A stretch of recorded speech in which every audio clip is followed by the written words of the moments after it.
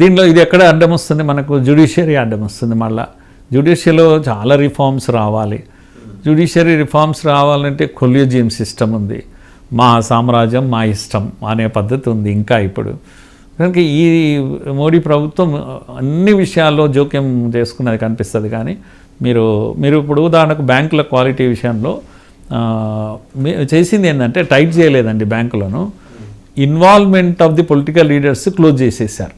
ఇప్పుడు బ్యాంకులు వృద్ధి చెందుతున్నాయి కనుక దాంట్లో టైట్ మేజర్ రిఫార్మ్స్ చర్యలు తీసుకున్నది కాదు. అన్నారు కదా స్టేట్ బ్యాంక్ ఇంత ప్రోగ్రెస్ చూపించింది, ప్రాఫిట్ చూపించింది, ఇది అరెస్ట్ అయింది కాబట్టి, ఇన్వాల్వ్మెంట్ అరెస్ట్ అయింది కాబట్టి ప్రభుత్వ జోక్యం తగ్గించింది, పొలిటీషియన్ జోక్యం తగ్గించేసరికి బోర్డ్స్ ఉంటాయి, వాళ్ళ బలమైన బోర్డ్స్ ఉంటాయి, బోర్డు అఫీషియల్స్ ఉంటారు, నిజాయితీ పరులు, దాని కారణంగా వృద్ధి చెందుతుంది. ప్రభుత్వం ఇన్వాల్వ్ అయితే పోయేది, ఇంకా నష్టపోయేది.